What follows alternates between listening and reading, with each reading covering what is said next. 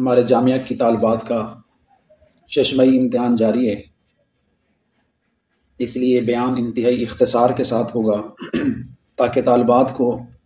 زیادہ سے زیادہ تیاری کا موقع مل جائے۔ چونکہ یہ ایک نیک سلسلہ جاری ہے ہفتہ وار بیان کا، اس کو بھی نہیں چھوڑا جا سکتا۔ یہ بھی ہماری ایک روحانی غذا بن چکا ہے۔ جیسے ہمارے جسم کو کھانے پینے کی ان چیزوں کی ضرورت ہوتی ہے، اسی طرح ہماری روح کو بھی روحانی غذا کی ضرورت ہوتی ہے۔ اگر بچے کو بھوک لگی ہو تو اس کو اگر دودھ سے دور کر دیا جائے، اس کے منہ سے اس فیڈر کو نکال لیا جائے تو بچہ رونے لگ جاتا ہے، بچہ شور مچاتا ہے، کیونکہ اس کی جسمانی غذا اس سے دور کی جا رہی ہے۔ اسی طرح وہ مومن مسلمان جو نیکی کے ایک درجے پہ پہنچ چکے ہوتے ہیں، جتنا اللہ کا ذکر روزانہ کر کے اپنے نفس کو، اپنی روح کو اس کا عادی بنا چکے ہوتے ہیں، اگر وہ نیکی، تقوی، اللہ کا ذکر کم کر دیں تو ان کی روح بھی ایسے ہی تڑپتی ہے۔ سورۃ انفال میں اللہ تعالیٰ نے ایمان والوں کی تعریف یوں کی، انما المؤمنون الذین اذا ذکر اللہ، ایمان والے وہ ہیں کہ جب اللہ کا ذکر کیا جائے، وجلت قلوبہم، اللہ کا ذکر سن کر ان کے دل تڑپ اٹھتے ہیں۔ اللہ کا نام سن کر، اللہ کی تعریفات سن کر، اللہ کی صفات کا ذکر سن کر ان کا دل مچلتا ہے، ان کے دل میں اللہ کی محبت انگڑائیاں لیتی ہے، اللہ کے نام کا، اللہ کی محبت کا ڈائریکٹ فوری ان کے دل پہ اثر ہوتا ہے۔ وَإِذَا تُلِيَتْ عَلَيْهِمْ آيَاتُهُ زَادَتْهُمْ إِيمَانًا، اور جب اللہ کی آیات ان پہ تلاوت کی جائیں، قرآن و حدیث ان کے سامنے پڑھا جائے، اللہ اور اس کے رسول کا ذکر کیا جائے، واجلت قلوبہم، اللہ کا ذکر سن کر دل ڈر جاتے ہیں، آیات کی تلاوت سن کر ان کا ایمان بڑھ جاتا ہے۔ اس کا مطلب کہ جب ہم کوئی بیان سنتے ہیں، جب کوئی وعظ سنتے ہیں، قرآن و حدیث کا درس سنتے ہیں تو ہمارے ایمان میں اضافہ ہوتا ہے۔ زادتہم ایمانا، یہ آیات، یہ بیانات، یہ سلسلہ وعظ و نصیحت ایمان والوں کے ایمان میں اضافہ کر دیتا ہے۔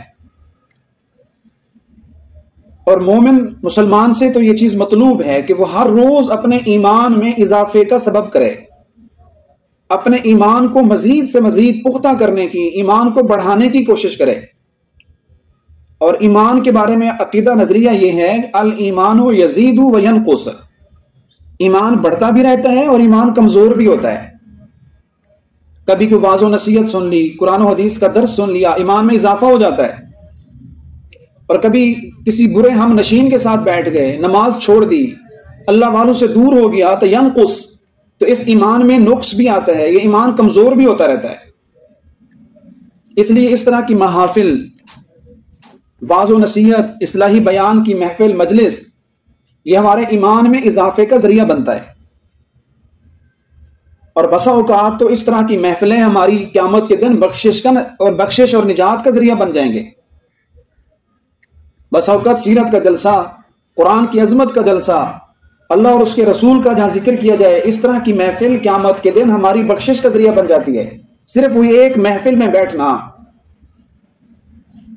ہمارے بزرگوں میں ایک بزرگ گزرے ہیں، مولانا امین انور اوکاڑوی صاحب رحمۃ اللہ علیہ۔ ایک دفعہ کسی علاقے میں ان کا جلسہ تھا، ان کا پروگرام تھا،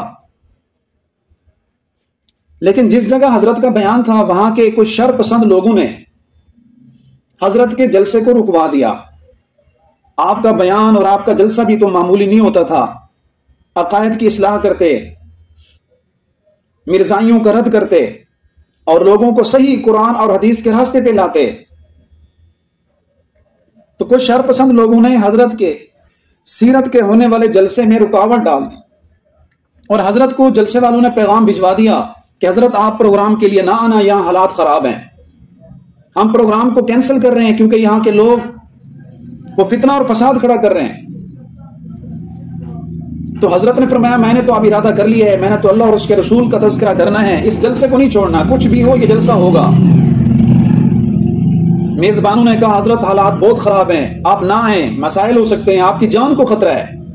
تو حضرت نے فرمایا نہیں، یہ سیرت کا جلسہ تھا، اللہ کے نبی کی یہاں تعریف ہونی تھی، جلسہ ہو کے رہے گا۔ حضرت رحمہ اللہ اس علاقے میں تشریف لائے، بیان کا جو وقت تھا کچھ دیر پہلے آ گئے، میزبانوں سے کہا کہ آپ بالکل خوف نہ کھائیں، انشاءاللہ کچھ بھی نہیں ہوگا، اور یہ سیرت کا اور قرآن و حدیث اللہ کے ذکر کا یہ پروگرام ہو کے رہے گا۔ میزبانوں سے الگ ملاقات کی اور کہا مجھے یہ بتاؤ آپ کے علاقے میں کوئی بدماش رہتا ہے؟ تو علاقے والوں نے بتایا ہاں ہمارے علاقے میں ایک بہت بڑا بدماش ہے جس کا نام ہے نورا بدماش۔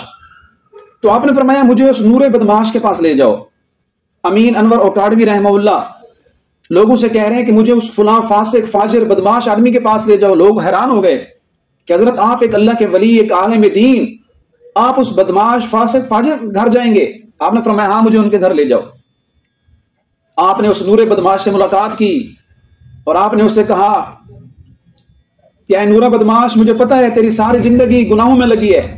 ساری زندگی تو نے لوگوں کا مال لوٹا ہے، لیکن آج میں اللہ کا ولی، میں اللہ تعالیٰ کے دین کا عالم ہوں، میں آپ کے پاس ایک رسول اللہ کی فکر لے کر آیا ہوں۔ تیرے نبی کا تیرے علاقے میں جلسہ ہو رہا تھا، کچھ شر پسند لوگوں نے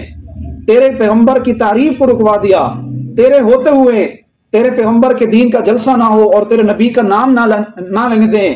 تو یہ آپ کی توہین ہے، قیامت کے دن اللہ کو کیا منہ دکھائے گا؟ امین انور اوکاڑوی صاحب رحمہ اللہ نے جب اس نور بدماش کو سمجھایا کہ تیری یہ طاقت، تیری یہ جوانی کس کھاتے کی، اگر تیرے ہوتے ہوئے یہ پروگرام اور جلسہ نہ ہو۔ حضرت نے اس طرح توجہ ڈالی، اس طرح اس کو سمجھایا، نورا بدماش اسی ٹائم کھڑا ہو گیا۔ فرمایا حضرت آپ آئیں، آپ جلسہ کریں، میں بہر دربان بن کے پہرے دار بن کے کھڑا ہوں گا، میں دیکھتا ہوں یہ جلسہ کون نہیں ہونے دیتا۔ تو حضرت امین انور اوکاڑوی رحمہ اللہ اس بڑے بدماش کے ساتھ وہ اپنے بہت سارے اور دوستوں کو بھی لایا، وہ دروازے کے اوپر کھڑا ہو گیا اور فرمایا حضرت آپ پروگرام کریں، آپ جلسہ کریں۔ اب وہ بدماش علاقے کا اپنے دوستوں کے ساتھ جلسے کا پہرا دے رہا ہے۔ فرمایا خبردار اگر کسی نے یہ جلسہ روکنے کی کوشش کی، میرے پیغمبر کی تعریف، حضور کی سیرت کا یہ جلسہ ہو کے رہے گا۔ تو الحمدللہ ان کے اس تعاون سے جلسہ ہو گیا۔ عرصہ دراز بعد امین انور اوکاڑوی رحمہ اللہ اپنی خانقاہ میں، اپنے مدرسے میں بیٹھے تھے، ایک آدمی سفید دستار سر پہ سجائے، سفید جبہ اور قمیض پہنے حضرت کے سامنے آ کر دوزانو ہو کر بیٹھ گیا۔ تو حضرت نے پوچھا کہ آپ کون ہو؟ تو اس نے کہا آپ مجھے نہیں جانتے؟ تو حضرت نے فرمایا نہیں، میں نے تو آپ کو پہلے نہیں دیکھا۔ تو وہ سامنے آنے والا بندہ جو دوزانو ہو کر سر پہ دستار سجائے، خوبصورت سفید لباس پہنے بیٹھا تھا، فرمانے لگا حضرت میں وہی نورا بدماش ہوں، آپ نے نبی کے جلسے کی سکوٹی کے لیے مجھے کہا تھا اور میں نے اللہ کے نبی کی سیرت کا وہ جلسہ کروایا تھا، میں وہاں بہر پہرے کے لیے کھڑا ہو گیا۔ اللہ کی قسم جب میں رات کو گھر گیا، میں رات کو سو گیا، تو خواب میں مجھے آپ علیہ السلام کی اپنے نبی کی زیارت ہوئی۔ اللہ کے نبی نے فرمایا کہ نورا آج تو نے بہت بڑا اچھا کام کیا ہے، آج تو نے میرا سینہ ٹھنڈا کر دیا ہے، آج میں تیرا نبی تیرے ساتھ بہت راضی ہوں، تو نے ایک سیرت کا جلسہ کروا دیا۔ تو وہ کہتے ہیں جب میری آنکھ کھلی، میری زبان کے اوپر آپ علیہ السلام کی ذات پہ درود پاک جاری تھا۔ اسی دن سے آج تک میرا درود نہیں رکا، یہ اسی درود کی برکت ہے۔ میں نے بدماشی چھوڑ دی، میں نے شراب چھوڑ دی، میں نے فسق و فجور کے سارے کام چھوڑ دیے، اللہ نے مجھے یہ حلیہ دے دیا۔ الحمدللہ آج میں علماء کی صف میں شمار ہوتا ہوں، آج میں اولیاء کی صف میں شمار ہوتا ہوں۔ تو دیکھیں سیرت کا ایک جلسہ، اللہ کے نبی کی تعریف کا ایک چھوٹا سا پروگرام اتنے بڑے فاسق فاجر آدمی کے لیے بھی ہدایت اور مغفرت کا ذریعہ بن گیا۔ تو کبھی کبھی اس طرح کے جلسے، اس طرح کی نیک محافل انسان کی بخشش کا ذریعہ بن جاتے ہیں۔ اس طرح کی محفل میں آ کر ہمیں کیا ملتا ہے؟ تقوی کا درس ملتا ہے، اللہ کے خوف کو حاصل کیا جاتا ہے، اور یہاں بتایا جاتا ہے کہ انسان کامیاب کون ہے، انسان کی کامیابی کس چیز میں ہے۔ اگر خواتین کا پروگرام ہے تو بتایا جاتا ہے خواتین کی ذمہ داریاں کیا ہیں، خواتین سے اللہ اور اس کا رسول کیا چاہتا ہے، اور ہم سے پہلے جو صحابیات، اہل بیت کی خواتین مستورات، نیک عورتیں گزری ہیں، وہ کس طرح زندگی گزار گئے، تو ان کے واقعات کو سن کر ہمارے باطن کی اصلاح ہوتی ہے۔ اس لیے اس طرح کے پروگرام کبھی نہیں چھوڑنے چاہیے، زیادہ سے زیادہ شرکت کرنی چاہیے۔ بسا اوقات نہیں، کئی مرتبہ ایسا ہوتا ہے کہ 2 گھنٹے کا بیان 3 گھنٹے کا پروگرام، ساری باتیں دماغ سے اتر جاتی ہیں، کوئی نہ کوئی ایک بات دماغ میں بیٹھ جاتی ہے جو انسان کی ہدایت اور بندے کی اصلاح کا ذریعہ بن جاتی ہے۔ خواتین کا پروگرام ہے، بیان کو سننے والے بھی آپ مستورات ہیں۔ اللہ تعالیٰ نے قرآن مجید میں ایک ضابطہ اور اصول بتا دیا، وَمَن يَعْمَلْ مِنَ الصَّالِحَاتِ مِن ذَكَرٍ أَوْ أُنثَىٰ۔ اللہ تعالیٰ نے فرمایا نیکی کا عمل کوئی بھی کرے، اللہ کا ذکر کوئی بھی کرے، چاہے وہ مرد ہے یا وہ عورت ہے، یہ دین، یہ تقوی، یہ طہارت، یہ نیکی، یہ ذکر اذکار، یہ جنت صرف مردوں کے لیے نہیں، عام ضابطہ ہے، مِن ذَكَرٍ أَوْ أُنثَىٰ، عمل صالح کوئی بھی کرے، مرد ہے یا عورت ہے، وَهُوَ مُؤْمِنٌ، اور ایمان کی حالت میں ہوں، فَلَنُحْيِيَنَّهُ حَيَاةً طَيِّبَةً، اللہ تعالیٰ فرماتے ہیں ہم اس کو پاکیزہ، ہم اس کو خوشحال زندگی عطا فرما دیں گے۔ اگر عمل صالح مرد کرے ہم اس کی زندگی کو سنوار دیں گے، اگر نیک کام کوئی خاتون کرے ہم اس کی دنیا کو بھی اچھا کر دیں گے، اس کی آخرت کو بھی سنوار دیں گے۔ ایک حدیث میں فرمایا گیا کہ کسی بھی عورت کے ساتھ نکاح کیا جاتا ہے 4 وجہ سے، تنکح المرأة لأربع، کہیں عورت کے ساتھ نکاح کرنے میں اس کے حسن کو ترجیح دی جاتی ہے، کہیں نکاح کرنے میں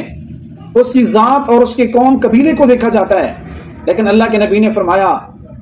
نہ تو تم عورت کے حسن کو دیکھ کر نکاح کرو، نہ اس کی ذات پات قوم قبیلے کو دیکھو، نہ اس کے مال کو دیکھو، وَلِدِينِهَا، نکاح کرنے میں عورت کی دینداری کو ترجیح دی جائے،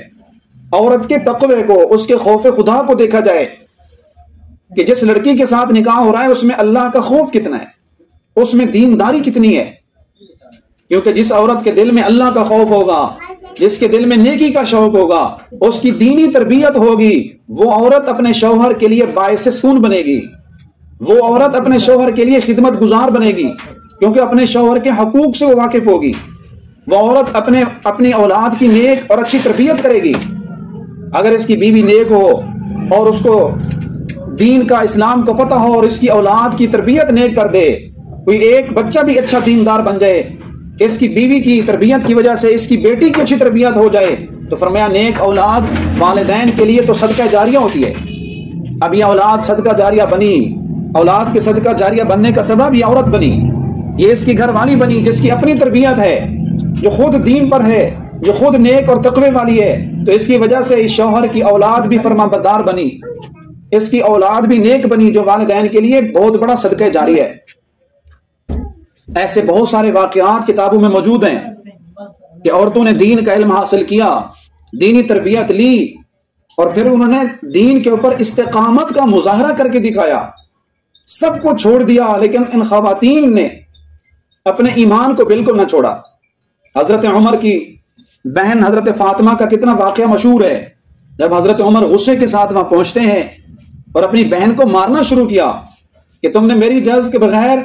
یہ قرآن مجید اس کو کیوں پڑھا ہے، اس کی تلاوت کیوں کی ہے، تو حضرت عمر اپنی بہن کو مار رہے ہیں، تو اس نے بھی کہہ دیا کہ اگر آپ خطاب کے بیٹے ہو تو میں بھی خطاب کی بیٹی ہوں، جس ماں کا دودھ عمر تو نے پیا ہے اسی ماں کا دودھ میں فاطمہ نے بھی پیا ہے،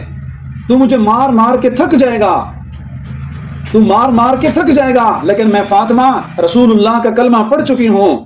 تو میرے دل سے اب اللہ کے نبی کی محبت، اللہ کی محبت میرے دل سے ایمان کو نہیں نکال سکتا۔ یہ خاتون ہے، اتنے بڑے جری،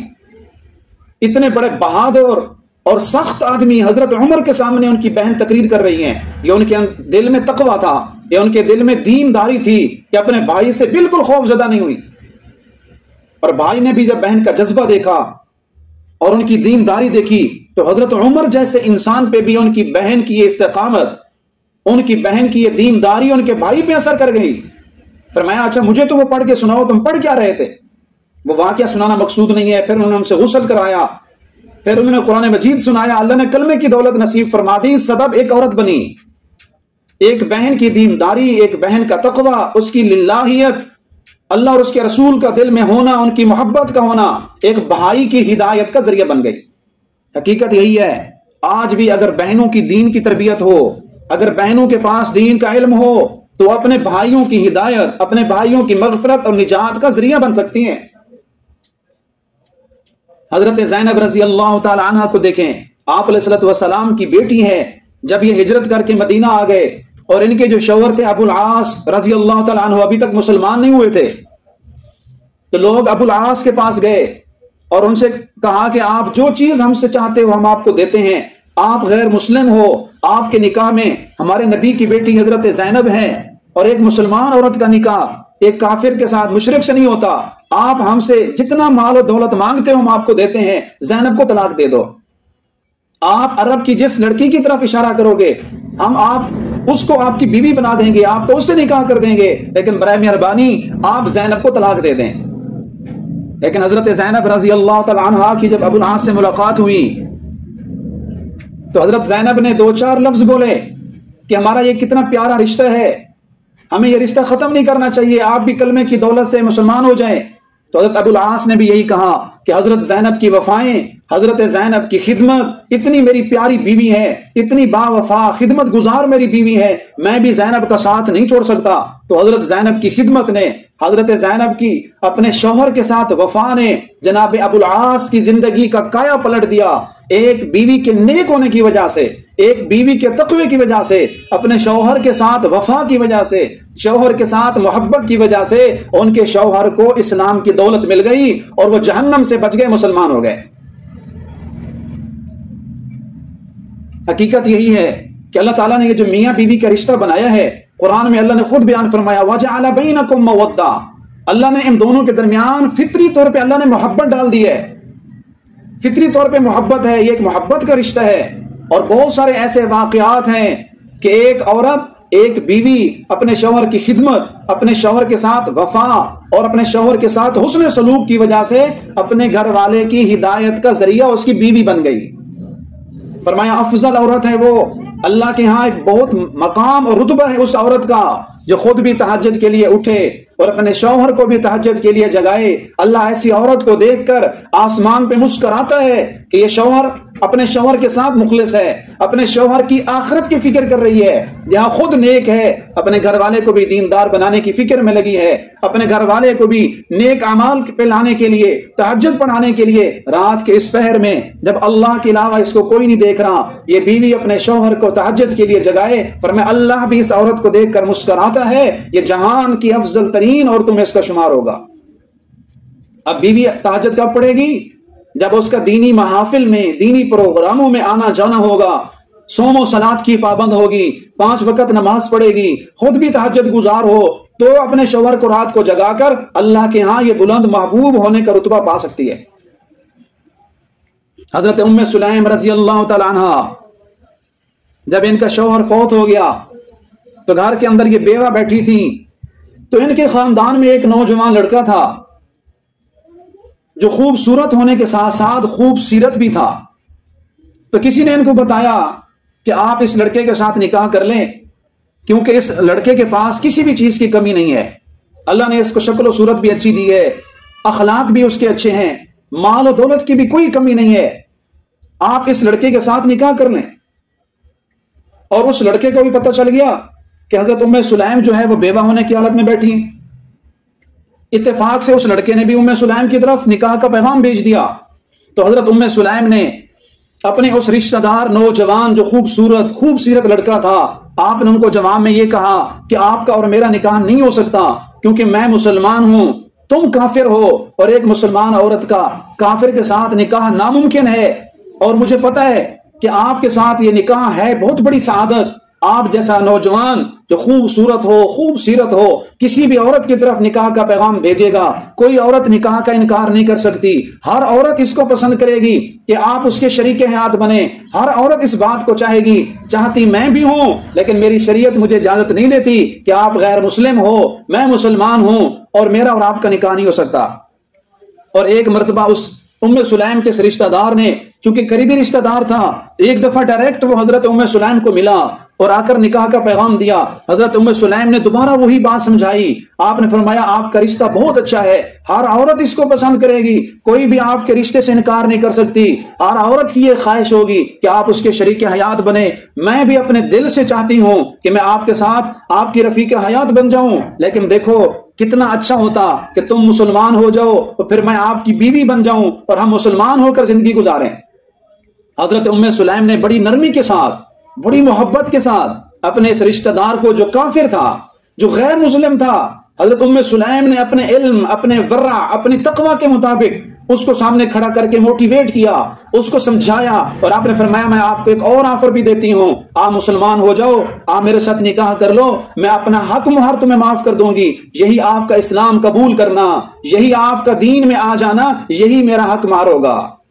تو حضرت ام سلیم نے بڑے احسن انداز سے، بڑی نرمی کے ساتھ، بڑی حکمت عملی اور دانائی کے ساتھ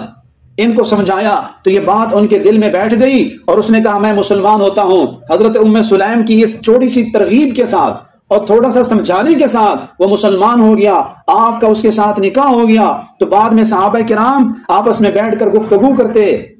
اور فرمایا کرتے تھے دنیا میں عورتیں مختلف قسم کا حق مہر لیتی اور دیتی ہیں، لیکن سب سے عجیب قسم کا، سب سے احسن اور بہترین جو حق مہر ہے وہ ام سلیم کا ہے کہ انہوں نے حق مہر کے اندر کیا لیا؟ اپنے شوہر کے دین کو، اپنے شوہر کے ایمان اور کلمے کو مانگا کہ تم مسلمان ہو جاؤ، میں تمہارے ساتھ نکاح کر لوں گی، اور حق مہر میں تیرا اسلام قبول کرنا ہی مجھے منظور ہے۔ فرمایا دیکھو بہت ساری عورتیں حق مہر لیتی ہیں، لیکن ام سلیم کا حق مہر کتنا عجیب اور کتنا پیارا ہے، قیامت کے دن اللہ کو بتلائیں گی کہ یا اللہ میں نے اپنے شوہر سے نکاح کیا تھا اور حق مہر میں اس کے اسلام کو قبول کیا تھا۔ حقیقت یہی ہے کہ آج اگر عورت کی تربیت ہو تو عورتیں اپنے شوہروں کو دین کی طرف لانے کے لیے مؤثر کردار ادا کر سکتے ہیں۔ یہ جب فتح مکہ ہوا تو فتح مکہ کے موقع پر سارے کے سارے مشرکین اور کافر مکہ چھوڑ کر بھاگ گئے۔ ان کو پتا تھا کہ جس پیغمبر کو ہم نے یہاں مکہ سے نکالا تھا، ہجرت پہ مجبور کیا تھا، آج وہی بادشاہ بن گئے، آج ہماری بچ نہیں ہوگی، آج ہماری خیر نہیں ہوگی۔ سارے کافر نکل کر بھاگ گئے۔ حضرت اکرمہ جو ابھی مسلمان نہیں ہوئے تھے، ابو جہل کے بیٹے ہیں، یہ بھی مکہ کو چھوڑ کر دور بھاگ گئے۔ انہوں نے یہی سوچا کہ اگر نبی نے مجھے پکڑ لیا آج مجھے نہیں چھوڑیں گے، میرا قتل ہو جائے گا۔ لیکن حضرت اکرمہ کی گھر والی حضرت ام حکیم رضی اللہ تعالی عنہ یہ مسلمان تھیں، اللہ کے نبی کی محفل میں آئیں اور کہا یا رسول اللہ اگر میرا خامد آپ کے پاس آ جائے اور آپ کے پاس آ کر اسلام قبول کر لے تو میں آپ سے درخواست کرتی ہوں میرے شوہر اکرمہ کو نہ مارنا، اس کی جان کو امان دے دینا، یا رسول اللہ اس کو پناہ دے دینا۔ تو اللہ کے نبی نے فرمایا جاؤ تم کوشش کرو، اگر آپ کی کوشش سے اکرمہ جو ابھی غیر مسلم ہے اگر آ گئے تو میں ان کو کچھ نہیں کہوں گا، ان کی جان کی امان دے دوں گا۔ تو حضرت ام حکیم رضی اللہ تعالی عنہ اپنے شوہر کو ڈھونڈنے کے لیے نکلیں، تلاش کرتی رہیں، اکرمہ کو ڈھونڈ لیا اور ان کو بیٹھ کے سمجھایا کہ دیکھو اب مسلمانوں کی حکومت آ گئی ہے، میری آپ سے درخواست یہ ہے آپ دور دور نہ پھریں، آپ اپنے مکہ سے دور چلے گئے ہو، اب میں مکہ میں ہوں آپ بہر ہو، یہ ہمارا ساتھ بھی ٹوٹ جائے گا، آپ مہربانی کریں آپ کلمہ پڑھ لے۔ حضرت ام حکیم نے ان کو سمجھایا اور حضرت ام حکیم رضی اللہ تعالیٰ عنہ حضرت اکرمہ کو پکڑ کر اللہ کے نبی کی خدمت میں لائیں۔ حضرت اکرمہ نے رسول اللہ کے سامنے بیٹھ کر اللہ کے نبی کا کلمہ پڑھ لیا اور بعد میں آپ علیہ الصلوۃ والسلام کے بہت بڑے صحابی رسول، بہت بڑے جرنیل بنے۔ اللہ کے نبی کو اللہ نے ایک جرنیل عطا کیا، ایک بیوی کی کوشش کی وجہ سے، ایک بیوی کی خدمت کی وجہ سے، ایک بیوی کی وفا کی وجہ سے کہ اس نے اپنے شوہر کی فکر کی اور اس کے ایمان کی فکر کی اور اللہ کے نبی کی خدمت میں لائیں، مسلمان بھی ہو گئے، صحابی بھی بن گئے، بلکہ اللہ کے نبی کے بہت بڑے جرنیل بنے۔ پیچھے ایک پڑھی لکھی عورت کا کردار تھا۔ حقیقت یہی ہے کہ اگر بیوی اپنے شوہر کو محبت دے، حقیقت یہی ہے اگر بیوی اپنے شوہر کو عزت دے تو شوہر اپنی بیوی کی ہر بات کو مان لیتا ہے، اپنا دین بھی تبدیل کر دیتا ہے، شوہر اپنا مذہب بھی چھوڑ دیتا ہے۔ آپ علیہ الصلوۃ والسلام بھی اپنی ازواج مطہرات کے ساتھ کوشش فرماتے کہ یہی محبت والا رشتہ قائم کرتے۔ حضرت عائشہ رضی اللہ تعالیٰ عنہ حضور کے ساتھ بیٹھے کھانا کھا رہے ہیں تو آپ علیہ الصلوۃ والسلام نے فرمایا عائشہ آپ مجھے اتنی مرغوب ہو، آپ مجھے اتنا پیارا لگتی ہو جتنا کھجور اور مکھن کو ملا کر کھانا۔ تو حضرت عائشہ رضی اللہ تعالیٰ عنہ بھی رسول اللہ کی تربیت یافتہ آپ کی زوجہ محترمہ تھی، تڑپ کر بولا کہ یا رسول اللہ آپ مجھے اتنا مرغوب ہو جتنا شہد اور مکھن کو ملا کر کھانا۔ تو اللہ کے نبی مسکرائے، آپ نے فرمایا عائشہ تیرا جواب میرے جواب سے زیادہ خوبصورت ہے، عائشہ تیری بات میری بات سے زیادہ اچھی ہے۔ حقیقت یہی ہے، اسی محبت کی وجہ سے، اسی محبت کی وجہ سے میاں بیوی کے جو رشتہ ہے، اسی دینداری کی وجہ سے، اسی تقوی کی وجہ سے ایک دوسرے کی بات کو منوا لیتے ہیں۔ لیکن اگر کوئی بیوی ضد پہ آ جائے، اپنی انا پہ آ جائے، آپس میں لڑائیاں جھگڑے ہوں اور گھر کے اندر جو ہے ایک دوسرے کی رائے کا احترام نہ ہو، تو پھر یہ کائنات کا عظیم رشتہ جو اس دنیا پر سب سے پہلا قائم ہونے والا رشتہ، اللہ نے والدین کا رشتہ بعد میں بنایا، والد کا رشتہ بعد میں بنا، ماں کا رشتہ بعد میں بنا، اس روئے زمین پر جس رشتے کو یہ فضیلت حاصل ہے کہ اللہ نے اس دھرتی پر سب سے پہلا رشتہ بنایا، وہ میاں اور بیوی کا رشتہ ہے۔ تو ایک دیندار بیوی، ایک تقوی اور پرہیزگار بیوی اپنے شوہر کی زندگی کو بدل سکتی ہے۔ اگر کسی کا شوہر راستے سے ہٹا ہوا ہے، اگر وہ نماز نہیں پڑھتا، اگر وہ دین سے دور ہے، تو دیکھیں عورتیں اپنی ذاتیات کے لیے بھی تو اپنی بات منواتے ہیں۔ عورت نے شاپنگ کرنی ہو، اپنے کپڑے لینے ہو، اپنی جوتی لینی ہو، تو کس طرح شوہر سے بار بار کہہ کے اپنی بات کو منوا لیتے ہیں۔ تو کیا یہی عورت اپنے شوہر کی آخرت کی فکر کرے اور اپنے شوہر کو بار بار دین کی طرف متوجہ کرے، تو یقیناً اس رشتے کی برکت کی وجہ سے ان دونوں میں اللہ نے محبت رکھی ہے۔ اگر عورت فکر کرے، اپنے بھائی کی زندگی کو تبدیل کر سکتی ہے، اپنے شوہر کو دین کی طرف متوجہ کر سکتی ہے، اپنے پورے گھر والوں کو دیندار بنا سکتی ہے، گھر میں ایک پڑھی لکھی عورت۔ لیکن اگر عورت کی تربیت نہ ہو، اگر عورت کے پاس دین کا علم نہ ہو، تو پھر حضرت نوح علیہ السلام کو دیکھ لیجئے۔ جب نوح علیہ السلام نے کشتی بنائی اور اللہ کی طرف سے بہت بڑا عذاب، سیلاب ان کی جو ہے قوم پہ آ گیا، تو حضرت نوح علیہ السلام نے اپنی قوم کو سمجھایا اور ان سے کہا کہ اس کشتی میں سوار ہو جاؤ، اللہ کا عذاب آ رہا ہے، بچ جاؤ گے۔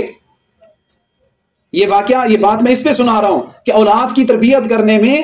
خاوند اور بیوی دونوں مل کر کوشش کریں گے، اولاد کی تربیت ہوگی۔ اگر خاوند جتنا بھی نیک ہو، اگر بیوی دیندار نہیں ہے، اگر بیوی کے پاس دین کا علم اور شعور نہیں ہے، اکیلا شوہر اپنی اولاد کی تربیت نہیں کر سکتا۔ اگر شوہر نیک ہے، وہ فکر مند ہے میری اولاد اچھی ہو، اور بیوی اگر جو ہے اس کا ساتھ نہیں دے رہی، تو پھر کیا ہوگا؟ جب شوہر گھر سے باہر جائے گا تو شوہر نے جتنا اولاد کو سمجھایا، بیوی ایک لفظ بولے گی، کہے گی تمہارے باپ کا تو دماغ خراب ہے، تمہارا باپ جو ہے وہ درست بات نہیں کر رہا، تو شوہر کی ساری محنت پہ پانی پھر جائے گا، اولاد کو اپنے شوہر سے دور کر دے گی یہ ان پڑھ اور یہ غیر تربیت یافتہ بیوی۔ جیسا کہ حضرت نوح علیہ السلام کو دیکھ لیں، نوح علیہ السلام نے اپنے بیٹے کو کہا میرے بیٹے میرے ساتھ کشتی میں سوار ہو جاؤ، لیکن ان کی بیوی نے اپنے بیٹے کا ہاتھ پکڑ لیا، کہا باپ کے ساتھ نہ جانا، یہ آپ کا باپ صحیح بات نہیں کر رہا، کشتی میں جانے سے کیسے بچو گے؟ نوح علیہ السلام کوشش کر رہے ہیں، اپنے بیٹے کو بچانے کی فکر میں لگے ہوئے ہیں، لیکن ان کا بیٹا اور ان کی بیوی ایک سائیڈ پہ ہو گئے، اور پھر چشمے فلک نے یہ منظر بھی دیکھا، نوح علیہ السلام کے سامنے ان کا بیٹا سمندر کے پانی میں غرق ہو گیا۔ پہلے باپ کہہ رہا تھا یا بنی ارکب معنا،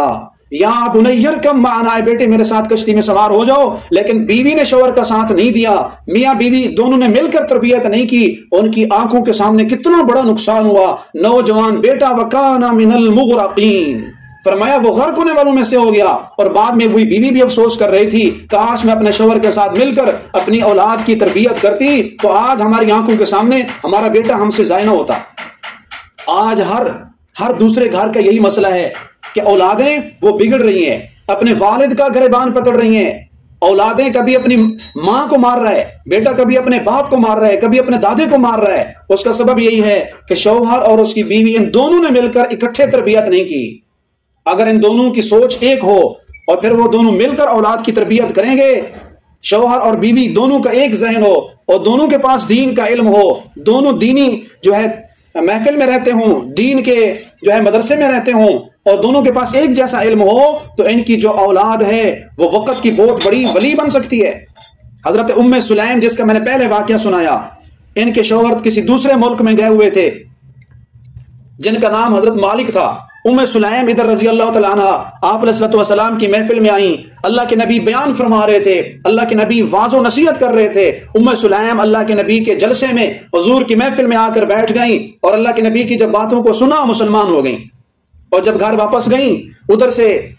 ام سلیم کے گھر والے مالک بھی واپس آ گئے۔ تو ام سلیم نے کہا اپنے گھر والے مالک سے کہ میں تو اللہ کے نبی کا کلمہ پڑھ چکی ہوں، میں تو سچی مسلمان بن چکی ہوں، اے مالک میں آپ کو بھی دعوت دیتی ہوں، آپ بھی مسلمان ہو جاؤ۔ ابھی یہ میاں بیوی آپس میں بیٹھ کر باتیں کر ہی رہے تھے، ابھی بات چل ہی رہی تھی کہ ام سلیم اپنے شوہر کو کہتی ہیں میں بھی مسلمان ہو گئی ہوں، آپ بھی مسلمان ہو جاؤ۔ ان کا چھوٹا ننھا معصوم بچہ انس اپنے باپ اور اپنی ماں کی بات کو سن رہا تھا۔ آپ کو پتہ ہے کہ جو اولاد ہوتی ہے وہ زیادہ وقت اپنی ماں کے پاس گزارتے ہیں. حقیقت یہی ہے کہ چونکہ شریعت میں ماں کا حق زیادہ ہے، اللہ کے نبی نے 3 دفعہ فرمایا تیرے حسن سلوک کی زیادہ حقدار تیری ماں ہے. چوتھے نمبر پہ فرمایا کہ تیرا باپ تیرے حسن سلوک کا حقدار ہے، لیکن 3 درجے ماں کو دیے، چوتھا درجہ جو ہے وہ باپ کو دیا. اس کی یہی وجہ ہے کہ ماں کے احسانات زیادہ ہیں اپنے بچے کی تربیت کرنے میں، اس کی پرورش میں اور اس کو پالنے میں، اس کو بڑا کرنے میں. جتنا دکھ ماں نے اٹھایا شوہر نے اتنا دکھ نہیں اٹھایا.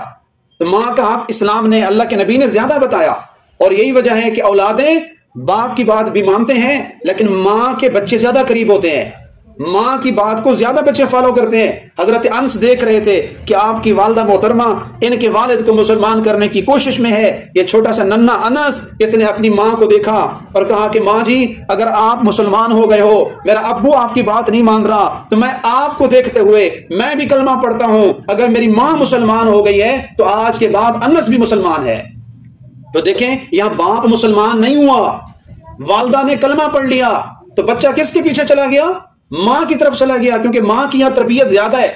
بس اوقات ہو جاتا ہے کہ شوہر کی تربیت نہیں ہوتی،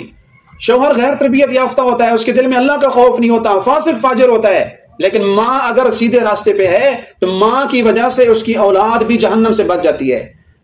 آج کل مائیں یہ تو بہت کچھ کہتی ہیں، بہت سوچتی ہیں کہ میرے مرنے کے بعد میرے بچوں کا کیا بنے گا، میں مر گئی میرے بچوں کا کیا بنے گا. لیکن کبھی ماں یہ نہیں سوچتی کہ اگر میرے بچے مر گئے تو میرے بچوں کا کیا بنے گا،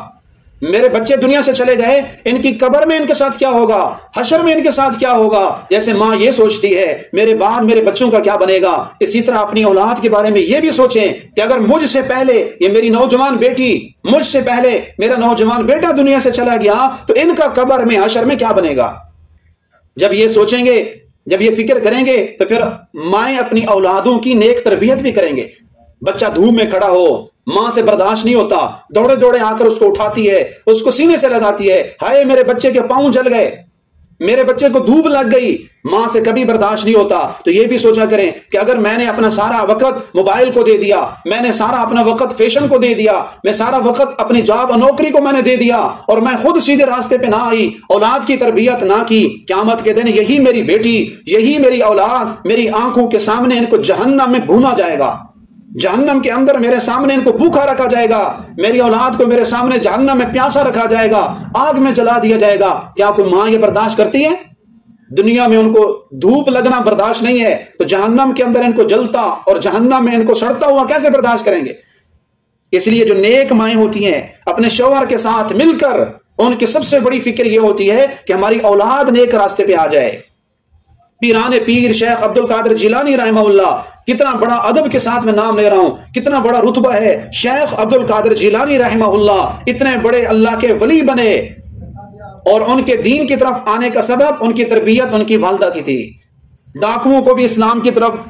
لانے کا سبب بنے، کیونکہ والدہ نے کہا تھا بیٹا آپ سفر پہ جا رہے ہو، آپ نے ہمیشہ سچ بولنا ہے، کبھی بھی جھوٹ نہیں بولنا. والدہ نے تربیت کی، والدہ نے فکر کی، اپنے بیٹے کے لیے رزق حلال کا انتظام کیا اور اس کی تربیت میں لگی رہی. اللہ نے کتنا بڑا شیخ پیران پیر عبد القادر جیلانی بنا دیا. بایزید بستامی رحمہ اللہ، کتنے بڑے اللہ کے ولی گزرے ہیں، بچپن کے اندر یتیم ہو گئے، ان کا والد دنیا سے چلا گیا. بایزید بستامی رحمہ اللہ کی والدہ نے ان کی تربیت کی اور وقت کے بہت بڑے اللہ کے ولی گزرے.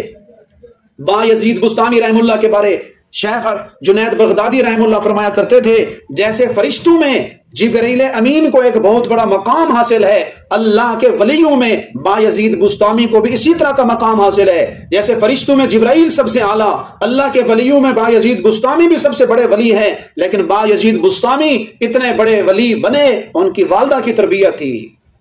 یہ روحانی غذا ان کو ان کی والدہ نے دی تھی. خواجہ قطب الدین بختیار کاکی رحمہ اللہ، کتنا بڑا اللہ نے مقام دیا. جب دنیا سے گئے ان کے جنازے میں سمندر ٹھاٹھے مار رہا تھا لوگوں کا، جہاں نظر جاتی تحت نگاہ لوگ ہی لوگ تھے. اتنا بڑا جنازہ اٹھا اور وہاں سے ایک بندے نے کھڑے ہو کر اعلان کیا کہ اس خواجہ قطب الدین بختیار کاکی رحمہ اللہ نے وصیت کی تھی میرا جنازہ وہ پڑھائے گا جس کی کبھی عصر کی سنتیں نہ چھوٹی ہوں، میرا جنازہ وہ پڑھائے گا جس کی کبھی نماز با جماعت نہ چھوٹی ہو، میرا جنازہ وہ پڑھائے گا جس نے کبھی اپنی آنکھ سے بد نظری نہ کی ہو، اور میرا جنازہ وہ پڑھائے جس کی کبھی تکبیر اولیٰ نہ چھوٹی ہو. خواجہ قطب الدین بختیار کاکی کا جنازہ حاضر ہے۔ ایک بندے نے مجمع میں کھڑے ہو کے اعلان کیا، حضرت کی وصیت تھی جس میں یہ 4 باتیں ہوں، آج وہ آ کر یہاں حضرت کا جنازہ پڑھائے۔ پورے مجمع پہ سانپ سونگ گیا، خاموشی طاری ہو گئی۔ کچھ دیر بعد ایک آدمی اپنے چہرے کے اوپر رومال ڈالے ہوئے روتا ہوا، دھاڑے مارتا ہوا اس حضرت قطب الدین بختیار کاکی کی میت کے ان کی چارپائی کے قریب آیا، منہ چھپایا ہوا تھا، کہا حضرت آپ دنیا سے چلے گئے، آج میرا پردہ فاش کر دیا، میں نے تو اپنے یہ راز کسی کو نہیں بتائے تھے، آج تک میری تہجد نہیں چھوٹی، آج تک میری جماعت نہیں چھوٹی، میری تکبیر اولا نہیں رہی، میری اس آنکھ نے کسی غیر محرم عورت کو نہیں دیکھا، آپ نے کیا کر دیا، میرے چاروں راز فاش کر دیے۔ اور وہ جنازہ پڑھانے والا وقت کا بادشاہ شاہ شمس الدین التمش تھا رحمہ اللہ۔ اس زمانے کے بادشاہ بھی اتنے نیک تھے، تو حضرت بختیار کاکی رحمہ اللہ کا اتنا بڑا جنازہ اور اتنی بڑی وصیت کی۔ بختیار کاکی کے دین پر آنے میں، اللہ کا ولی بننے میں بھی سب سے بڑا کردار ان کی والدہ کا تھا۔ ان کو اتنا بڑا ولی ان کی ماں نے بنایا۔ یقیناً ماں دینی محفل میں جاتی تھی، ماں دیندار تھی، ماں تقوی ورع پرہیزگار والی تھی، اللہ کرنے والی، اللہ کا ذکر کرنے والی تھی۔ اللہ نے ان کی اولاد میں اتنا بڑا ولی پیدا کر دیا۔ معین الدین چشتی اجمیری رحمہ اللہ، ان کی والدہ نے ان کی تربیت کی، اتنا بڑا ولی بنایا۔ ان کی ماں نے کبھی بھی بے وضو اپنے اس بیٹے کو دودھ نہیں پلایا، ہمیشہ حلال کھلایا۔ یہی ان کی والدہ کی تربیت تھی۔ معین الدین چشتی اجمیری رحمہ اللہ، 7 لاکھ ہندوؤں نے اس اللہ کے ولی کے ہاتھ پہ اسلام قبول کیا۔ 7 لاکھ ہندو مسلمان ہوئے، 70 لاکھ مسلمان توبہ طائب ہوئے اس اللہ کے ولی کے ہاتھ پہ۔ معین الدین چشتی اجمیری رحمہ اللہ کو اللہ نے اتنا بڑا مقام دیا، پیچھے کردار ان کی نیک ماں کی نیک تربیت کا تھا۔ اس لیے یہ دینی محافل بنائی جاتی ہیں، یہاں خواتین جمع ہوتے ہیں، ان کو اللہ رسول کا تعارف کرایا جاتا ہے، ان کو تقوی کی باتیں بتائی جاتی ہیں، ان کو سابقہ گزرنے والی نیک مثالی کردار رکھنے والی خواتین کے واقعات اور قصے سنائے جاتے ہیں، تاکہ آج کی خواتین میں بھی وہی صحابیات والا، وہی اولیاء کرام کی ماؤں والا جذبہ پیدا ہو۔ صرف 2 میں واقعے سنا کے اگرچہ 5 منٹ اوپر لگ جائیں گے، یہ واقعے سنا کر اپنے بیان کو ختم کرتا ہوں۔ صحابیات میں ایک صحابیہ گزری ہیں، حضرت خنسہ رضی اللہ تعالیٰ عنہ۔ اللہ نے اس صحابیہ کو 4 بیٹے عطا فرمائے تھے۔ جب بھی کھانے کے لیے اپنے بیٹوں کے درمیان بیٹھتی تھی، حضرت خنسہ رضی اللہ تعالیٰ عنہ فرمایا کرتی تھی، میرے بیٹو دیکھو، نہ میں نے آج تک تمہارے ماموں کو رسوا کیا اور نہ ہی شادی ہو جانے کے بعد کبھی تمہارے باپ کو رسوا کیا۔ بیٹے کہتے تھے، ماں جی آپ کیا کہنا چاہتی ہو؟ روزانہ یہی بات کرتی کہ نہ میں نے کبھی آپ کے ماموں کو رسوا کیا، یعنی میرا نکاح ہونے سے پہلے کبھی میں آپ کے ماموں کے لیے رسوائی کا سبب نہیں بنی، اور میرا نکاح ہو جانے کے بعد میں کبھی آپ کے باپ کے لیے، تمہارے ابے کے لیے بدنامی کا سبب نہیں بنی۔ روزانہ یہی بات کہتی تھی۔ بیٹے کہتے ہیں، ماں جی آپ چاہتی کیا ہو؟ تو ماں نے کہا، میں یہ بتانا چاہتی ہوں الحمدللہ میں نے اپنی زندگی پاک دامنی سے گزاری ہے، میں نے اپنی عفت اور عصمت کی حفاظت کی ہے، میرے دل میں اللہ اور اس کے رسول کے علاوہ کسی کی محبت نہیں ہے۔ میرے بچوں، میں چاہتی یہ ہوں جب تم جوان ہو جاؤ، جب تم کڑی اور نیگر جوان ہو جاؤ تو تم جہاد پہ جانا، رسول اللہ کے دین کے لیے قربان ہو جانا، اور تم اللہ کے دین کے لیے اپنی جان نچھاور کر دینا۔ اور جب قیامت کا دن ہو، جب اللہ تعالیٰ یہ اعلان کریں کہ شہیدوں کی مائیں کھڑی ہو جائیں، تو میں چاہتی ہوں ان شہداء کی ماؤں میں تمہاری ماں خنسہ بھی موجود ہو۔ میرے دل کی ایک ہی تمنا ہے، میرے بیٹو اپنی جان کو، اپنی زندگی کو دین پہ قربان کر کے شہید ہو جانا، تاکہ قیامت کے دن مجھے یہ خوشیاں نصیب ہوں، مجھے اللہ کی رضا نصیب ہو، اور اللہ مجھے شہداء کی ماؤں میں کھڑا کرے۔ کتنی بڑی تربیت کر رہی ہیں ام خنسہ اپنی اولاد کی۔ آج ہم حلال حرام کو نہیں دیکھتے، جائز ناجائز کو نہیں دیکھتے، ساری زندگی کی جمع پونجی اپنی اولاد کی صرف دنیاوی تعلیم پہ لگا دیتے ہیں۔ اپنی اولاد کو ڈاکٹر بنانے کے لیے، ان کو پڑھانے لکھانے کے لیے کروڑ روپے لگا دیتے ہیں، لیکن ہم نے کبھی ان کی دینداری، اپنے اس ڈاکٹر، انجینئر، اس پڑھے لکھے ہوئے بیٹے کی کبھی ہم نے نماز کی فکر نہیں کی، کبھی ان کی دین کی فکر نہیں کی۔ امام غزالی رحمہ اللہ کا نام کس نے نہیں سنا؟ یہ 2 بھائی تھے، ایک کا نام تھا احمد غزالی، یہ بڑے بھائی تھے، اور چھوٹے کا نام تھا محمد غزالی، یہ دونوں بھائی تھے، دونوں نیک تھے۔ ان میں جو احمد غزالی بڑے تھے وہ انتہائی نیک پارساں اللہ کے ولی تھے۔ چھوٹے امام محمد غزالی وہ عالم تھے، وقت کے قاضی تھے، مسجد کے امام اور خطیب تھے۔ جب یہ چھوٹا بھائی امام محمد غزالی نماز پڑھاتے تو ان کا بڑا بھائی احمد غزالی ان کے پیچھے نماز نہیں پڑھتے تھے، وہ نماز گھر پڑھ لیتے۔ ایک دن چھوٹے بھائی جو مسجد کے امام تھے آ کر اپنی والدہ کو شکایت لگائی، کہا اماں جی یہ میرے بڑے بھائی نے مجھے بدنام کرایا ہوا ہے، یہ میرے پیچھے نماز نہیں پڑھتے، لوگ مجھے تانا دیتے ہیں محمد غزالی آپ کا تو اپنا بھائی بھی آپ کے پیچھے نماز نہیں پڑھتا، لوگ میرے اوپر باتیں کرتے ہیں کہ تیرا بھائی تیرا مقتدی نہیں بنتا، تو ہمیں کیسے نماز پڑھاتا ہے۔ والدہ نے اپنے بڑے بیٹے احمد غزالی کو سامنے بٹھایا اور کہا بیٹا اپنے بھائی کے پیچھے نماز پڑھ لیا کرو تاکہ لوگ تانے نہ ماریں، تاکہ لوگ باتیں نہ کریں۔ بڑے بھائی نے کہا والدہ آپ کی بات مانتا ہوں، آئندہ میں اس کے پیچھے نماز پڑھوں گا۔ آج امام محمد غزالی چھوٹے بھائی نے نماز پڑھائی، احمد غزالی پیچھے آ کے کھڑے ہو گئے اور جو ہی انہوں نے پہلی رکعت پڑھائی یہ بھائی پیچھے رکا رہا، جب انہوں نے دوسری رکعت پڑھائی تو درمیان میں امام احمد غزالی نماز توڑ کے درمیان سے بھاگ گئے۔ آج شام کو پھر یہ چھوٹا بھائی محمد غزالی والدہ کو آ کر کہنے لگا ماں جی آج تو تیرے بیٹے نے، میرے بڑے بھائی نے آج تو میری بہت بڑی بدنامی کرا دی، پہلے آتا نہیں تھا یہ اچھا تھا،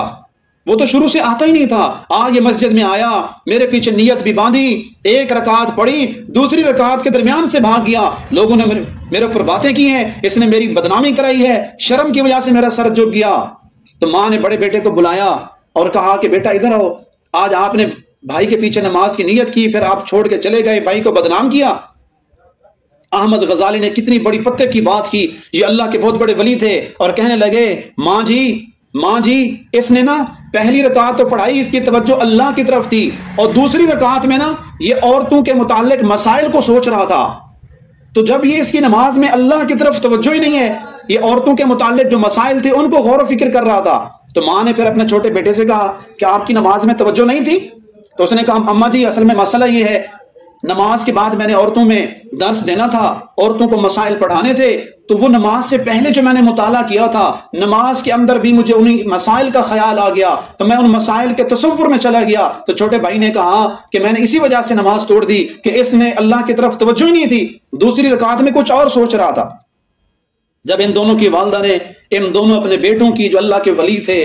کتنا بڑا مقام رتبہ تھا، ان کی بات کو سنا تو ماں نے ٹھنڈی سانس لی۔ بچوں نے پوچھا ماں جی ٹھنڈی سانس کیوں لیے؟ فرمایا میرا تو کوئی ایک بچہ بھی کام کا نہ نکلا، میں نے سمجھا تھا تمہیں اللہ کا ولی بنا چکی ہوں، میں نے سمجھا تھا کہ تم خشوع خضوع سے نماز پڑھنے والے ہو، لیکن ہے افسوس میرا تو ایک بچہ بھی کام کا نہ نکلا۔ ایک کے کام دیکھو، وہ نماز کے اندر عورتوں کے مسائل کا تصور کر رہا ہے، اللہ کی طرف توجہ نہیں ہے، اور پیچھے والے ولی کا کام دیکھو، وہ اپنے دل کی توجہ دوسرے کے دل کے اوپر ڈال کر کشف کر رہا ہے، اس کے دل کے حالات جاننے کی کوشش کر رہا ہے کہ اگلا کیا سوچ رہا ہے۔ ہائے میرا تو ایک بھی کام کا نہ بنا، ایک مسائل سوچ رہا ہے، دوسرا اس کے دل پہ توجہ ڈال رہا ہے، مجھے تو افسوس ہو رہا ہے کہ میں نے آپ کی صحیح تربیت نہیں کی۔ قربان جائیں ایسی والدہ پر، ایسی ماں پر کتنا بڑا مقام دلا کر بھی ابھی بھی ان کو سمجھا رہی ہے کہ اب اس سے بھی آگے ایک اور ولایت کا مقام ہے، ایک اور بھی اللہ کے ہاں ایک درجہ ہے، تو مزید اس کو حاصل کرو۔ دعا ہے اللہ تبارک و تعالی ہم سب کو جو کچھ کہا اللہ اس پر عمل کی توفیق نصیب فرمائے۔ خواتین کی بالخصوص ذمہ داریوں میں یہ جو ذمہ داری ہے گھریلو امور کو، خاندانی امور کو صحیح طریقے سے چلانا اور اپنی اولاد کی درست تربیت کرنا، تمام خواتین کو، ہم سب کو اللہ یہ ذمہ داری پوری طرح نبھانے کی توفیق عطا فرمائے۔